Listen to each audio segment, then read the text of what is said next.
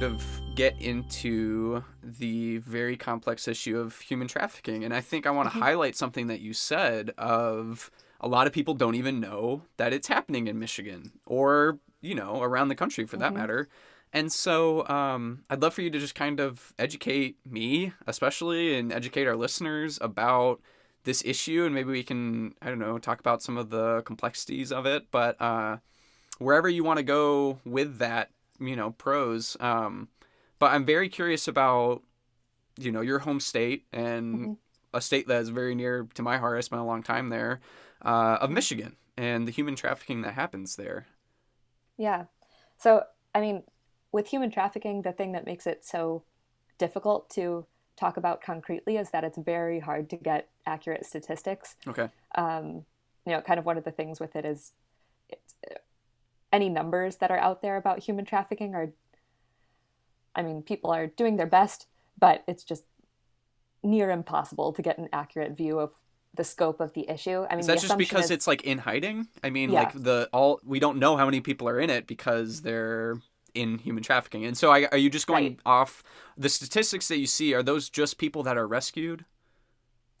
It's a combination. It's people that are rescued, people that make calls to the National Human Trafficking Okay. Hotline, things like that. And probably, to a certain extent, projections, like they gather numbers, and then the assumption is always that the numbers are higher than what we realize. Sure.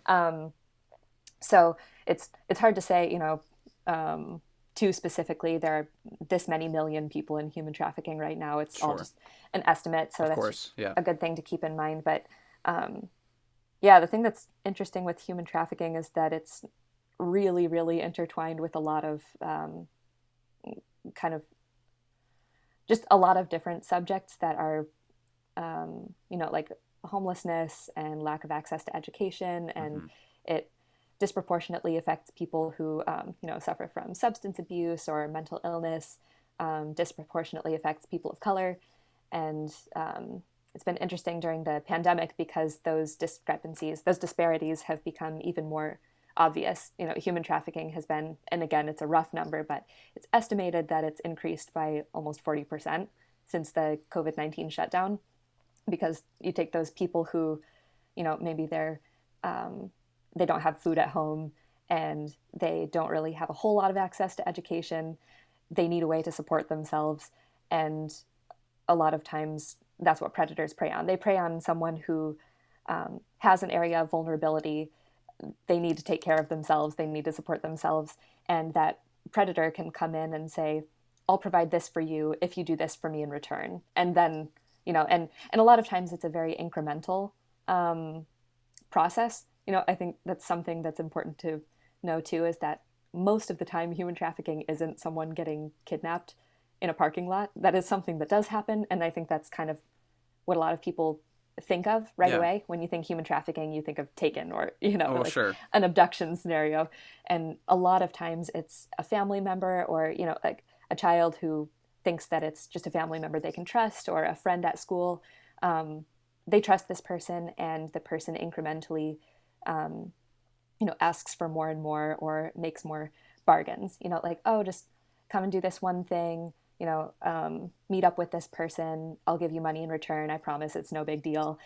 And so gradually that person gives up more and more of their freedoms until they're trapped in this cycle. And, there's not an easy way for them to get out, because if they leave, then they could be in danger, or they don't have access to food anymore. They don't have a place to stay. So I think human trafficking starts with a lot of those more root issues, like providing people with food, a place to stay, those more basic supports that people need so that they don't get in those positions where they need to be placing themselves in danger and exploiting themselves just to survive. Okay. Can you define human trafficking? It seems like it's a wide kind of topic, what all does that necessarily include? Yeah. Exactly. So I unfortunately can't recite the definition word for word Oh, no necessarily, problem. but That's fine. it's basically when someone is being exploited by fraud or coercion. It doesn't have to be through force. Sometimes it is. through force and violence, but it can be, manipulation, fraud, and coercion. And there's labor trafficking, where someone is, if someone agreed to, like if someone signed a contract thinking that they were going to be paid a certain amount and they're not paid that amount, if you're not getting paid what you agreed to, there's labor trafficking in that circumstance.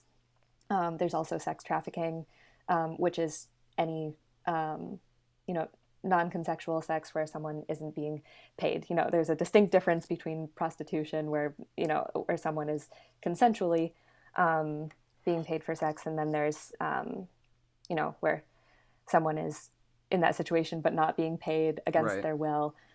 So those are kind of the two large categories where human trafficking can happen. Wow. And so how significant of a problem is it in Michigan in comparison to other states? Is it noteworthy that Michigan is kind of, a hot spot for this to happen? I mean, there are some there have been, well, there's one myth about Michigan that they're in the top 10 in the US, top 10 states for human trafficking. And that is a myth. There's no real way to know. I mean, Right. a good rule of thumb is that wherever there are people, there's human trafficking. So we Wow. have, those big cities. Atlanta is a real hotspot. Detroit, because it's such a big city. Sure. Grand Rapids, which is part of why I chose to base our nonprofit there. Um, and I've also done some reading about the fact that Michigan is surrounded by water. At Mm. least in that way, it can kind of encourage human trafficking because it's so easy to, remove someone, go across the border to Canada, or go somewhere else very quickly because you have all this access to water. So I think that's part of it. Um, so I wouldn't say Michigan is necessarily doesn't we can't prove that it has higher rates of trafficking Right. than other places, but I know for a fact that it's a real issue even in my hometown, which is it's not a big town. I mean, I'm from Yeah. Muskegon, Michigan, and we've had so many cases come up, stories in the news about people being trafficked here and stings that revealed a lot of people being Wow. trafficked. And actually, there was a human trafficking sting on MSU's campus where people were being trafficked out of the dorms. Um, so anywhere there are people, it's happening, Mm. and it's just such an invisible thing. It's very hard to recognize. So yeah, I guess it's hard to give a concrete answer. I think it could be higher in Michigan for certain reasons, but I would say it's a big issue in any big city in the U.S. Really. Wow. That's really unsettling to think Mm-hmm. about. That I mean, the whole thing is that you don't know, the statistics of these things because the whole point is that these people, well, I don't know, is this the case that like the people are, they're trying to hide the people who are being trafficked, right? Mm-hmm. And Yeah, so, sometimes. yeah. And sometimes then you said, Right. I mean, it's really interesting. It's not necessarily either that they're completely isolated. A lot of times, like in hospitals, there are trainings in hospitals. Like if there's a patient who isn't allowed to speak for themselves, hmm, that could be a sign. It's not necessarily that they aren't allowed to go anywhere, or that they're stuck in a house, never seeing anyone. It could be that they have restricted mobility, like they can only go somewhere with their trafficker, or they're only allowed to use their cell phone when the trafficker is present. Um, they don't have control of their own money, or they don't have possession of their passport, anything like that, where they are restricted in some way in their travel or their communication with people, then that's a sign to watch for. So, actually, statistically, it's likely that all of us have interacted with someone who's being trafficked at some point in our lives. wow. Like, I actually just recently was reading a story of a woman who was being trafficked, and she would actually go and just be employed like cleaning office buildings at night, and she was doing childcare during the day for kids. And I think the people employing her didn't even know Mm, that she was being trafficked. You could see someone just cleaning an office building at night, and you don't know that she's being held against her will, being paid. um, I think she was paid 84 cents an hour, um, Wow. And this was recently, you know. I Yeah. mean, so it's nothing, and it's not what she signed a contract in a language that she couldn't read, Mm. and that's a really common thing. They sign the contract trusting the person that's handing it to them, and they have no idea what's actually in the contract. So again, that's kind of, I'm not sure if it's totally answering your question, No, but no, it's it totally is. It totally is. It's really kind of shining a light on a topic that I feel like a lot of people are aware of, but really don't know, and myself included, don't know that much about, like a lot about all the things that you're saying. I mean, I'm learning a lot here. And so what are some other signs? You've mentioned a couple, and so I mean all the things that you've talked about thus far, but what are some other signs of trafficking that, I don't know. I mean, are these are things that we should be aware of? Like, what are mm-hmm. things that the common person should be aware of when it comes to human trafficking? Yeah, I think one thing to be aware of, especially for parents with young kids, especially kids that are starting to use electronics, is just to watch for who they're talking to online, because that's pretty common now, especially for people to befriend someone online, and a lot of times these predators will impersonate someone else, so their profile isn't actually a picture of them; it's a different age entirely, and so they have these conversations, they build up trust, and they think that they've built up a friendship. A lot of times for like teenagers especially, who are impressionable, maybe they don't they aren't as leery of people that they meet on the internet. They think that they're dating the person online, and then they go to meet up with this person in real life, and that's when they sometimes get kidnapped, or just stuck in these situations where Mm-hmm. then the person isn't who they don't know as much about the person as they thought they did. Sure. So I think that's something to be aware of as a parent. If your child is talking to someone online and you don't necessarily know who they are, especially if the person is significantly older than them, Yeah. or in situations where there's a really distinct gap in, like, say the person that they're dating has significantly more money than them, or is significantly older, anywhere where the power dynamic is off. It's just something to be aware of, because in that case, it makes it very easier for a predator to say, I have all this money, I can help you out if you do this thing.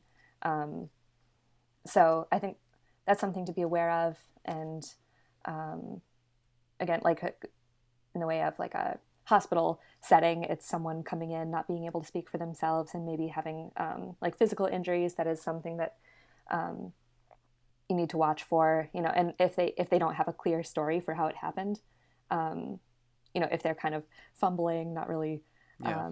able to explain where the injury came from in a clear way, or again, if someone is speaking for them, like, oh, they fell, they hit their head, something like that, then that's good to be aware of. I think those are the main things that are coming up right away. I Mm-hmm. think. Yeah. Um, So it seems like often, and not always, but often it boils down to what you said. I just want to highlight like the power dynamic. mhm, Predator, prey, someone really taking advantage of of another person who is mhm, in, whether they're in need or not, or just really, kind of trapped in the web that this person has laid out in front of mhm. them. You know, is that Yeah, is that kind of accurate? yeah, I think so. I think it is. Yes, and um, I think another thing to watch for a little bit is if someone looks really preoccupied, anxious, um, kind of has those reactions, like being very jumpy, very skittish, Mm-hmm. things like that. Which I know, again, that's why it's so hard to recognize, because it's not Yeah. always obvious, especially if this is a person. Like there are so many stories that come out about kids who are being trafficked outside of school. So they still go to school during the day, and then in Right. the afternoons they're being trafficked and they go back. So it can be really hard to tell. But if a kid is looking, really, if they're not focusing in school, if you see like a drop in their grades, they're looking really anxious, upset, they're coming to school with any kinds of injuries, things like that, then that could be a sign of something going on. Um, and actually, a surprising sad percentage of kids are trafficked by their parents or a close family member. So it's not always safe to assume either that like the parent that they have a family to go home to, or they're not homeless. It's not necessarily safe to assume that they're not being trafficked just for that reason. A lot of times it is a family member.